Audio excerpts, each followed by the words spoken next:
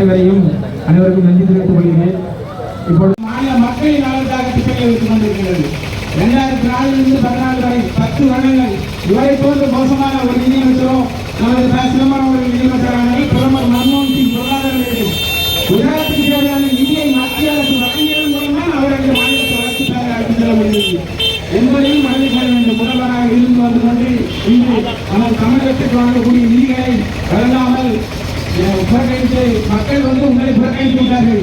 எந்த சூழ்நிலையும் உங்களை ஏற்றுக்கொள்ள மாட்டார்கள். இந்த தமிழக மக்களுக்கு நீங்கள் நிதி வழங்காவிட்டாலும் தமிழக முதல்வர் பல நலத்திட்டங்களை நிறைவேற்றிக் கொண்டிருக்கின்றார்.